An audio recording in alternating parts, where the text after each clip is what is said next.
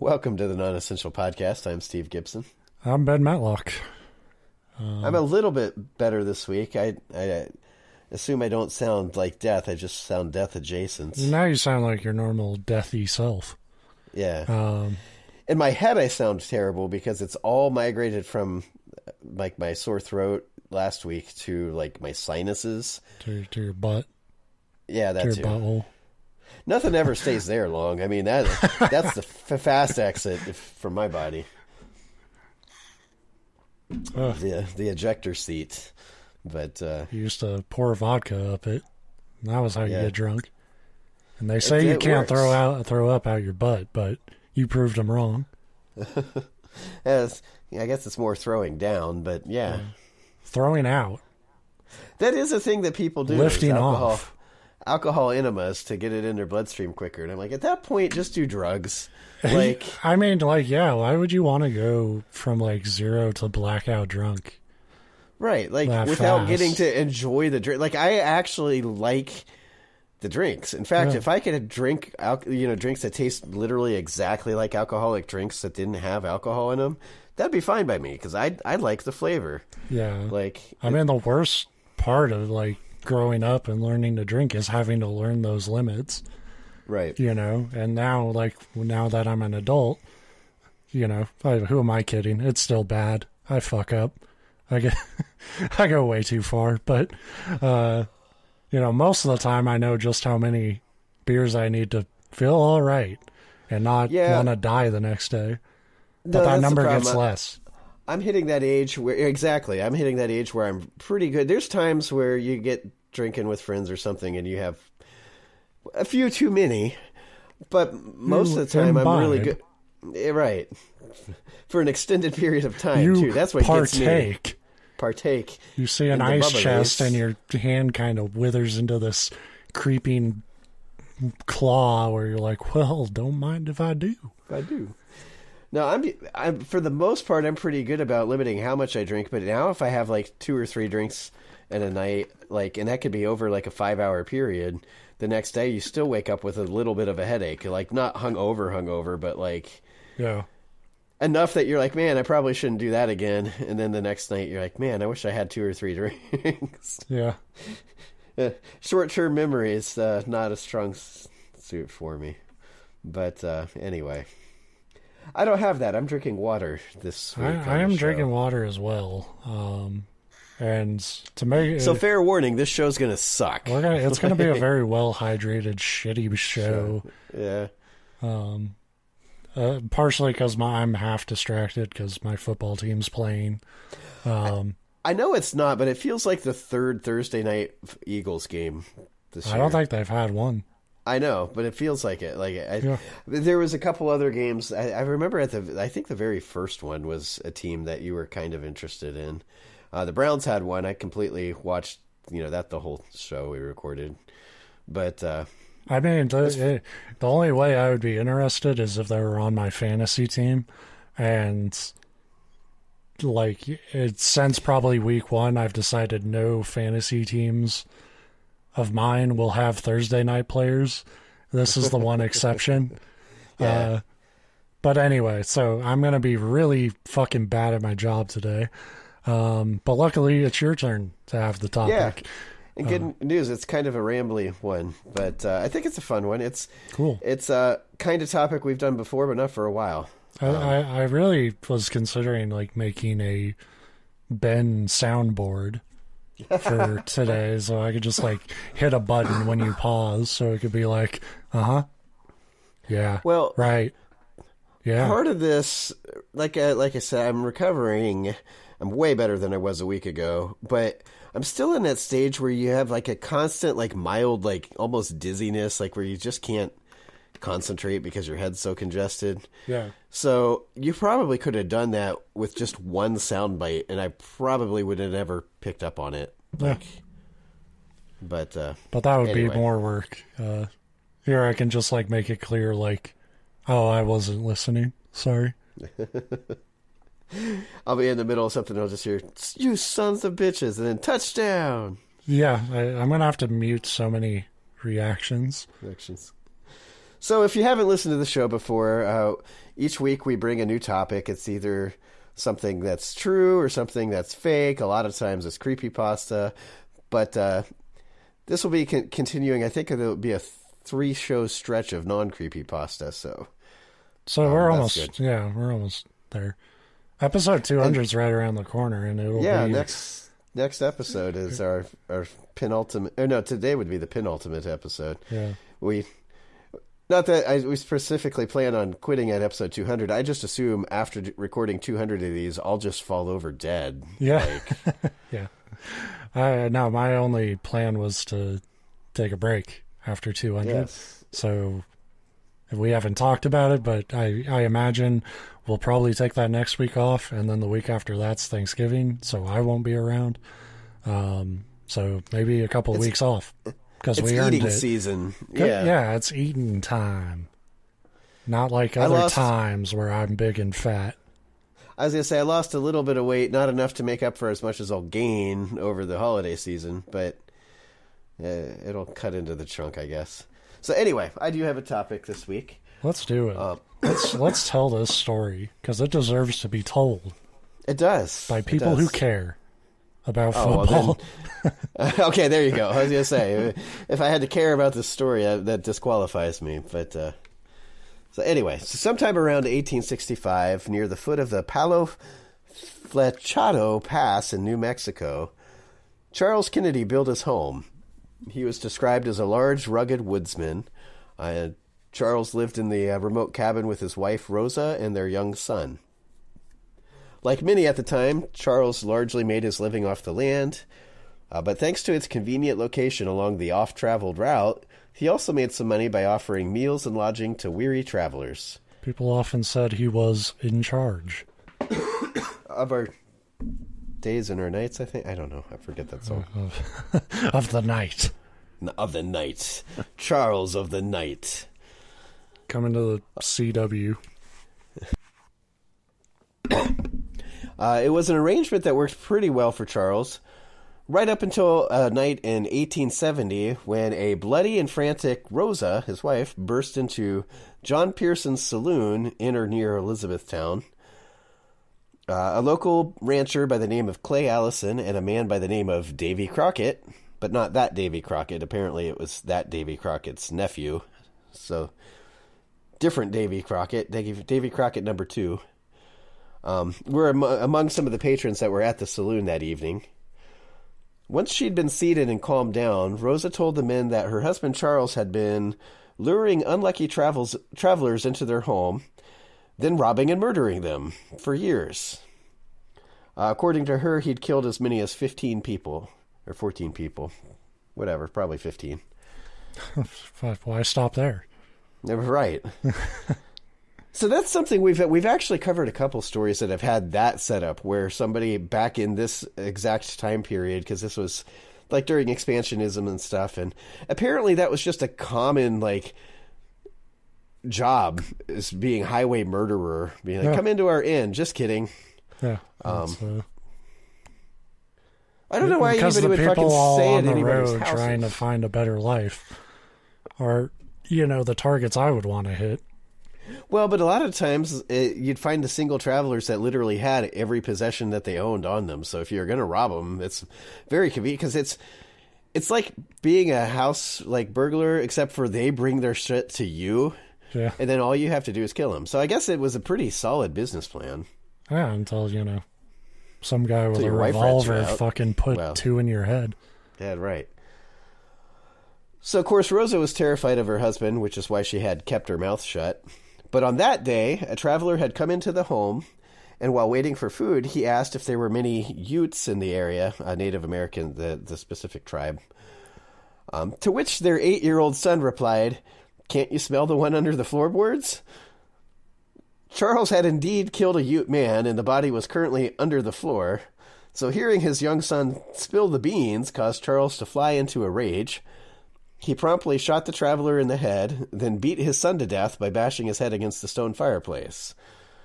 So that was the last straw. That escalated quick. Yeah, Charles doesn't seem to be a very good guy. If if this business fatherhood could use some work. Yeah, right. And I think if you had, my kid's only 3 and she barely talks, and there's still times where she starts to say stuff that you're like, shh, shh, shh. I've never been tempted to bash her head against the fireplace, and I don't foresee that ever being a temptation of mine. But well, there's some things you would rather your kid not say, and then there are some things your kid really can't fucking say. And if I'm a psychopath and telling everybody what I do and get up to, that's a big no-no. Ivan the Terrible taught us this. So, like I said, there was and he killed his son and the traveler. Then he locked Rosa in the home and began drinking, like any, red-blooded woodsman murderer would do. Horrified and grief-stricken over the murder of her son, Rosa waited until he passed out drunk, and then escaped by climbing out the chimney. So, like, she's a reverse Santa Claus. As mentioned, a man named Clay Allison was one of the first people to hear about this. Clay was well known in the area as a skilled gunfighter and brutal vigilante. We've talked about this before, but one of the interesting things about the infamous people of the Old West is that there's very, very little difference between Old West bad guys and Old West good guys. Like, it's often a matter of perspective, and Clay was one of those types of good guys. So the good guys are definitely in quotation marks. A group of men, including Clay, set out to Charles Kennedy's cabin in search of proof to back up Rosa's claim.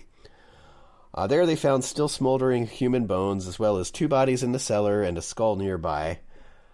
They were able to track Charles Kennedy down, presumably because he was pretty fucking drunk. Because he was covered in bones. Yeah, that too. He's over there. Travelers, in for travelers. Single, like, easy to kill travelers. Like a fucking moblin from Zelda, just covered in fucking bone armor. They managed to take him alive. On October 3rd, 1870, Charles was given a pretrial. In addition to Rosa and her testimony, another witness came forward stating that he had seen Charles shoot and kill another traveler. But it's interesting to me then that he's like, I seen it. I seen it with my eyes. I didn't say anything until the rest of you did something. But now that he's arrested, I seen it. I done seen it. So it makes me wonder if he actually witnessed it, or if, we've talked about the justice system then and now. It might have just been time to pile on to make sure that he got charged. The court ordered that Charles Kennedy be held for a grand jury trial. But Clay Allison and a number of other townsmen were worried about some rumors they heard saying that his lawyer was going to buy his freedom. Because, again, it's the Old West. Although that applies today, too. So, one night, a group of men led by Clay Allison stormed the jail and abducted Charles Kennedy. He was tied up and dragged behind a horse up and down Main Street until well after he'd been killed. So, like, they killed him, they quartered him or whatever, and then they're like, let's keep doing it. So it's just a disgusting gore trail all through the town. Yeah, just an excessive amount of horse dragging. Like, I don't know what an appropriate amount of horse dragging is, but this was definitely excessive. Just enough to be fun. Like, once it starts to burn, it's not appropriate horse dragging. Right. But once your horse gets tired, you don't want to punish the animal. It didn't do anything. It's also stated that Clay Allison cut off Charles' head and put it on a post outside the local saloon. In his defense, it was October, so like Halloween would have been coming up, and a serial killer's severed head would make for a pretty damn good like trick-or-treat decoration. But that's the end of Charles Kennedy's story. Oh, good. Yeah, very quick. So we'll see you next week. So he was interesting, and he's the one that first caught my eye because he was, a serial killer and old Western, like cowboy outlaw type. But his story is pretty straightforward, and he got quote unquote justice. He got old old-timey justice. Right. Like, I wouldn't condone it, but you also don't really feel that bad for him. Appropriate horse justice. Right. Well, maybe a little excessive justice, but I mean, it's once up to you're the dead, you're horse, dead, though. really. Yeah, that's when true. the horse feels like he's tired of pulling your ass. Maybe that's it. Like, the story gets written that they drug him up and down, Clay drug him up and down the street, like, way more than he needed to. Maybe Clay the whole time was yelling, like, trying to get the horse to stop, and the horse just wanted to keep going. Like, as soon as they tied him to the horse's eyes rolled back, like, all demonic. He had the bloodlust. Yeah. They paint Clay as this, like, gunslinger, badass, like, vigilante, but he was up there the whole time, like, whoa, girl, whoa. Yeah, he fell off about halfway through, and the horse was just, riderless, going back and forth. So the horse is the real villain here in this story. Yeah. We got 15 more minutes about this murderous horse. The horse was born to Chestnut and Oatsy McGee. And, so like I said, that's the end of Charles' story. But Clay, Allison, he deserves a little bit more attention, too. As mentioned, he was known as a violent vigilante who fought and killed on the side of justice. But that justice is quite subjective. Especially in the fucking old-timey days. Well, and the other thing is, it's like, oh, he was a good guy in this case, and then he did a bad thing, and then he did a good thing, and then he did a bad thing. It's like, the moral of the story is these guys just did whatever the fuck they wanted, and sometimes it was more about who you like and didn't like. Right, exactly. And that's very much the case with Clay, although I don't think a whole lot of people probably liked him. They feared him. Yeah. Apparently, during one dispute with a neighbor, Clay had dug a grave and then challenged the neighbor to a knife fight inside the grave. According to him, this would save the victor the trouble of digging the loser's grave. So basically the idea was, let's fight somebody to the death, and whoever dies will fall into this conveniently dug hole. And that seems a little psychotic, but it also seems pretty, like, it's good-natured. Like, because he didn't say, like, I'll put you in this hole. He said, whoever dies, this is their grave. And so if you lose, you just did your opponent a favor. You're saving him the trouble. Yeah, it's hospitality. Right. Now, it sounds like the neighbor that he was trying to fight was like, yeah, fuck that, and didn't fight him. Because it was probably a dispute over, like, I don't like the color of your mailbox, partner. I mean, yeah, like, we could joke, but it's like, just because you bring a gun for me, I'm not going to duel you, Right. And it doesn't say what the dispute was. I imagine it was something really stupid, and I've got stuff to base that guess on here coming up. A few years after the incident with Charles Kennedy, where he killed the mass murderer, a series of violent clashes would come to be known as the Colfax County War. They broke out in that area. Without getting too sidetracked by, like, actual, like, smart history and stuff, basically, it's a conflict that arose between a large company that had recently purchased the land deed to the area, and the settlers and Native Americans who had already been living there. I guess some guy had owned the area, but he let people come in and settle, and even let, like, miners, like, get mineral rights. And there were a lot of people from Mexico that had moved into the area to farm and stuff. And he always just kind of let them be. But then when he sold it to, like, an actual company out of England, I think it was, they came in and were like, hey, this is our land, we bought it. And people were like, no, we were already here, fuckers. And that's what the dispute was. But over the course of these disputes, it was about 4 or 5 years, if I remember right, as many as 200 people were killed. And Clay Allison was one of the deadliest participants. Yeah, he was just killing people left and fucking right. It was good. He had a hell of a KD in Call of Duty. Yeah. He had that kill streak going. Yeah. That's the Old West. He drops a mortar. I was going to say, once you call in the Apache in the Old West, you've pretty much won. Yeah. At one point, Clay organized the lynching of a sheriff's deputy that Clay claimed was moonlighting as an assassin. Now, every story says he claimed he was moonlighting as an assassin. None of them seem to, like, confirm or deny it. They're just like... But that was his rationale. But the deputy's uncle took exception to his nephew being murdered and came looking for Clay. However, Clay got the better of the uncle when he ambushed him and shot him dead in a local saloon. Clay then promptly stripped bare-ass naked in the middle of the saloon, tied a red ribbon around his dick, and did what he described as a war dance around the scene. Like a fucking hero. I think we've all been there. Yeah, so again, your Call of Duty, he is basically Old West teabagging. I want a Call of Duty game where that is a kill streak. Where your guy, like, just fucking ties a ribbon around his dick and starts dancing. Yeah, dancing. Hoo-ha, ha-ha, ho-ha. And I guess maybe he was ahead of his time. He was setting up an insanity defense in case, like, it went to trial. Mm-hmm. I don't know. It just seems like a really fucking weird thing to do. So many, there's like so many of his stories about his violence and just weirdness that, like, I don't think I could fit him if I did just an episode on Clay instead of starting with Charles, the mass murderer. I still don't think it would fit into one episode. So I just picked a few of my favorites, like the Dick Dance. Like Dick Dance. I'm MC Dick Dance. Like I say, it sounds funny, but he's just ahead of his time. Like something like that today would probably be pretty normal, I think. Yeah. So at one point, a gunslinger by the name of Colbert came to town, apparently specifically looking to pick a fight with Clay. It's unknown if Colbert was simply looking to boost his reputation of one of the best and deadliest gunslingers in the area. He had already killed like 7 people, and he said Clay was going to be the 8th.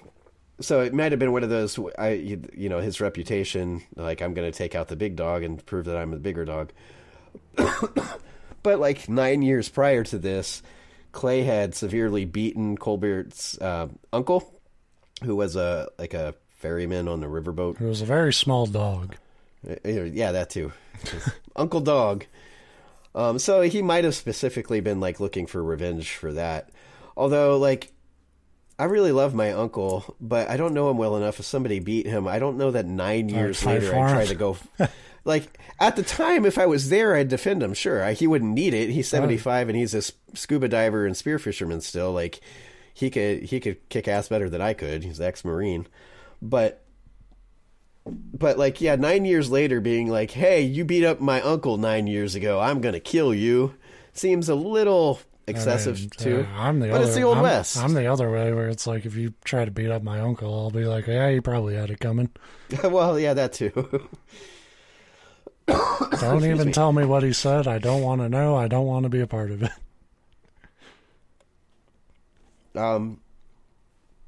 Colbert did eventually find Clay. They spent the day drinking and betting on horse races together. So that was like his plan. Like, Clay didn't specifically know that this guy was coming to like gun for him. So it was like more like he accidentally by chance ran into this to Clay, and they drank all day and bet on horse races. And then he invited Clay Allison to a dinner. But Allison was suspicious of the dinner and went anyway. They apparently had this giant meal, and it was a good dinner.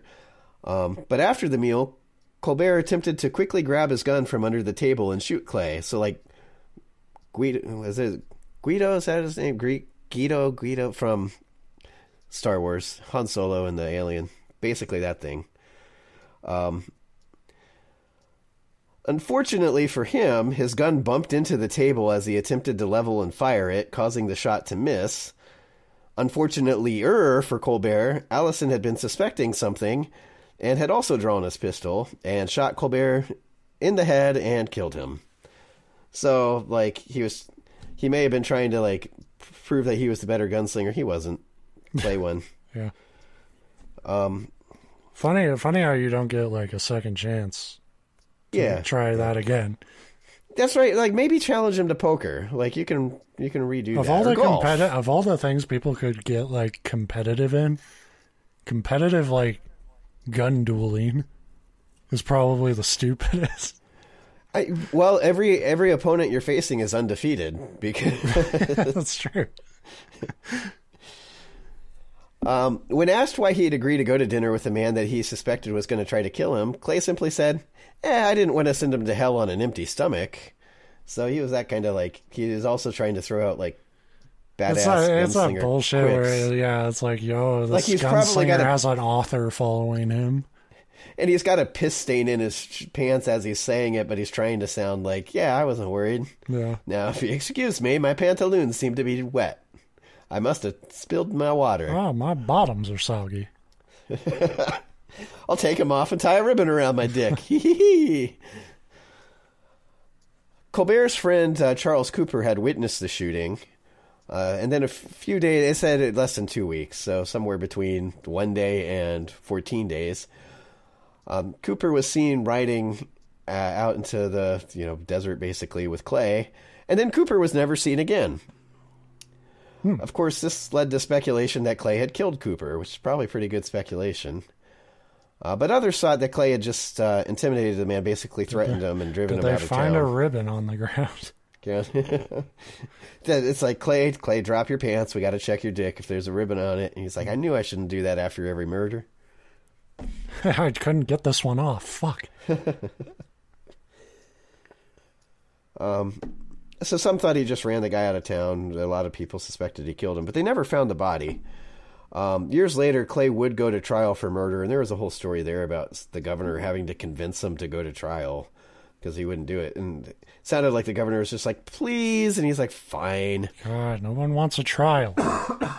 We want a vigilante to break in and drag him.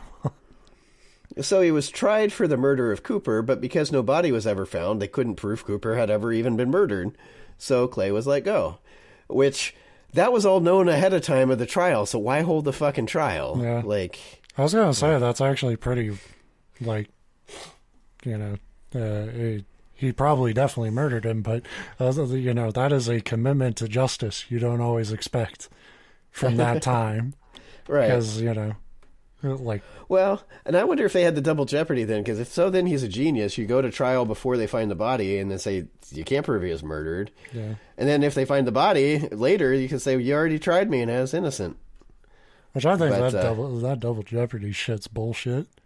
Yeah, I don't think in a situation like that it would work. I think, I don't remember exactly how that works. I think if there's some major development like finding a body, that might change things, but maybe not. Yeah, who knows? We've talked about it. That's why a lot of times they slap, murder one, murder two, and manslaughter. Sure if we looked it up, it'd be like, it depends on the state.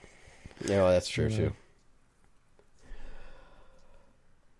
Following that trial, Clay and his brother John, who is basically his best friend, headed to Los Animas, Colorado, to celebrate. Because, woohoo, I'm innocent of the murder I didn't commit. Wink, wink. Super drunk, they crashed a party that everything refers to as a sociable, which I loved. But they crashed this party and began dancing with two women who very much did not want the attention. Like, they weren't like, woohoo, look at these party animals. They're just like, who the fuck are these drunk assholes that are, like, forcibly dancing with us? A sheriff's deputy by the name of Charles Farber asked the Allison brothers to throw down their weapons, but they just ignored him completely. So Farber left the dance and went to deputize two local citizens because, again, Olde West. You're like, well, fuck, I need backup. You two random gentlemen, here's some guns. Let's go. You're in my squad now.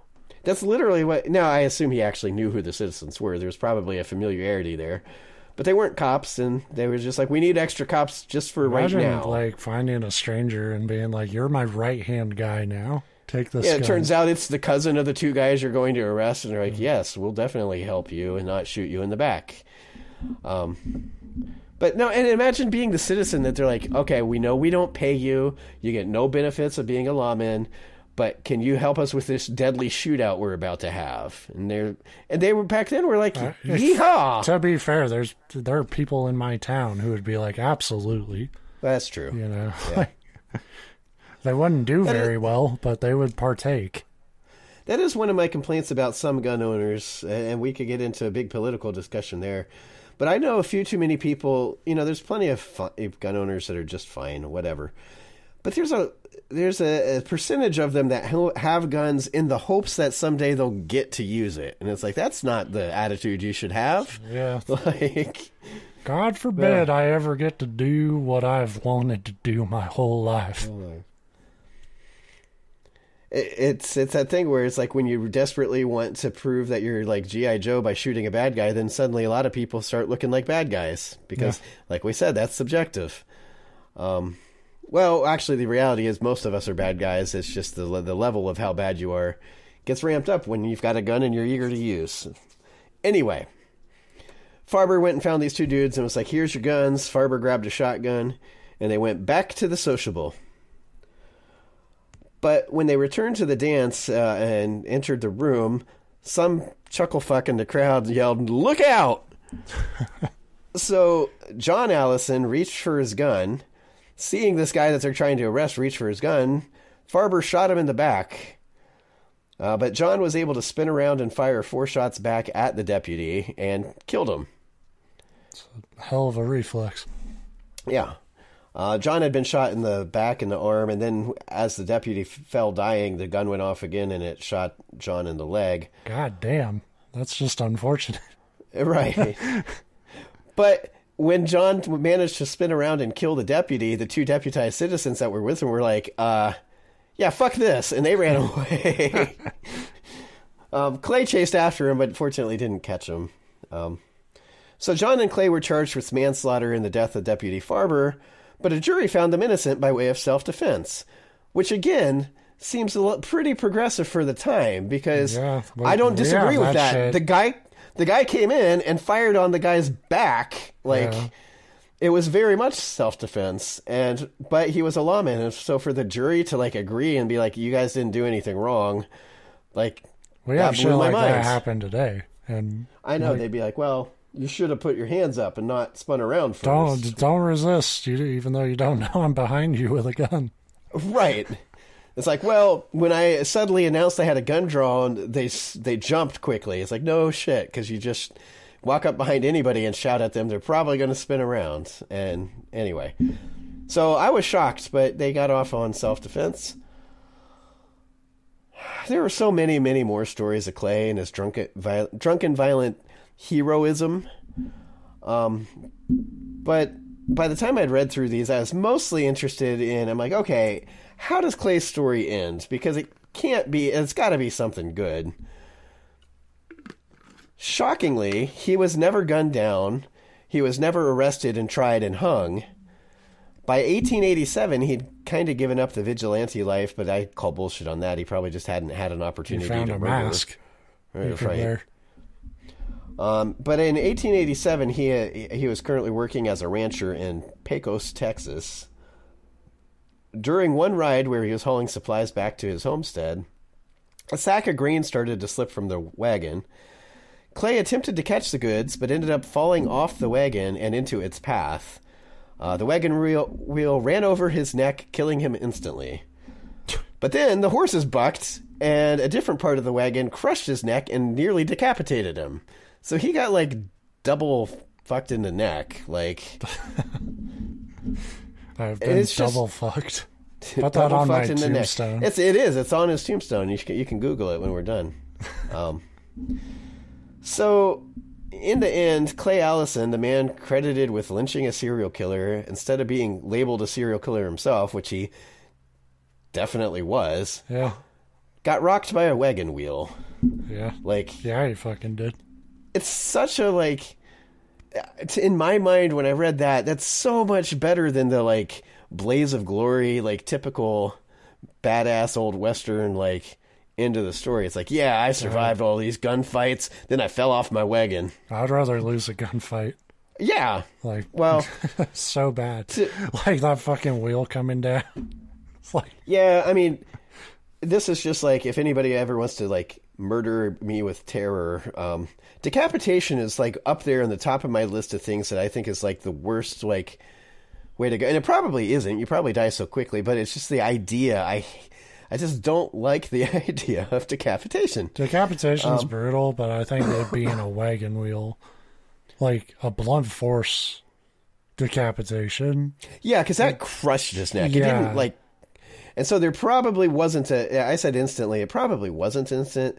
When I think they called it the kickboard or whatever, the wagon, when that came back on him. He survived for 3 days, actually. Well, yeah. And then got into a gunfight with the person that tried to save him. Somebody's like, man, this guy's fucked up. What'd you call me, partner? And then he learned he couldn't draw the gun because he was decapitated and he got shot. But, no, I mean, there were stories like, I guess at one point he had a real bad toothache, so he went to a dentist to get the tooth removed, and the dentist started to remove the wrong tooth. And, like, he was like, no, fucker, it's this tooth. And the dentist got the right tooth out. But he was so pissed that he then held the dentist down and started pulling out his teeth. And the dentist got away and, like, ran to the local doctor's place for some reason.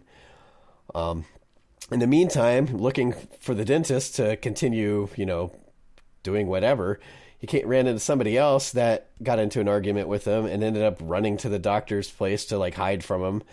And both these two men decided to, like, get guns, and they were going to go out and, like, settle it. And the doctor was trying to convince them, like, hey, don't do that. When he looked out and saw the guy, Clay, riding towards his place on his horse, like, directly towards the place. So the two guys, like, scampered out the back, and the doctor went out to, like, confront him, which, fuck that. I'd be like, nobody's home. And apparently, Clay, he didn't do anything to the doctor, but that's what he said. He said, I have no quarrel with you or the other guy, but the dentist, I wanted to cut his ear off. And then he chased after him to try to catch him and cut his ear off. He didn't. But it's like, yeah. Like, again, that doesn't scream hero to me. It's like, yeah, the dentist fucked up, but, like, you already pulled two of his teeth in retaliation, and now you're trying to, like, cut off his ear? And I'm trying to remember, there's just other stories like this guy was just fucking crazy. And it wasn't that he wasn't one of these, like, oh, justice must be served. He was one of these, I'm the baddest guy in the neighborhood, stop me. Like, yeah. So if he perceived somebody as bad, he'd kill him. And sometimes they were actually bad, and sometimes they were a dentist. Yeah. Well, dentist hurt. Fuck him. Take him out.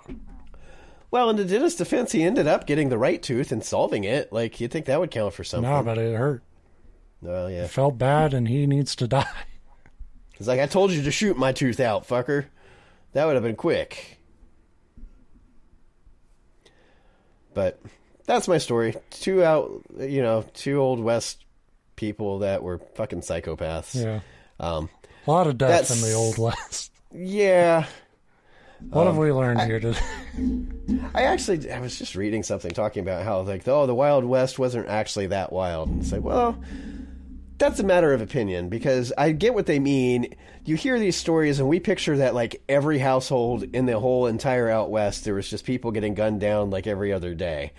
And of course it wasn't that way, because humanity wouldn't have survived. But it's more a case of, like, yeah, still the average person led a kind of average out west life. But you had fuckers like this running around, like, basically, I don't want to say unstopped, but they were just tasked with stopping each other. It would have been a weird time to be alive, and I'm glad that I wasn't. Although I love reading about it and playing video games about it. Yeah. Well, there's actually not that many good Old West games. But no, I know, and it's weird because you wouldn't think it'd be that hard. Although one of the best games ever made, Red Dead 2, is Old West. It only took, fucking 80 years. 30, yeah. All right. Yeah, so I hope you enjoyed this week's story. Next week, I hope you learned something. I hope you leave a little more educated than you came. I just hope you're a little wiser than when you first listened to our show. But I doubt it. There was literally nothing of value, but yeah. Hey.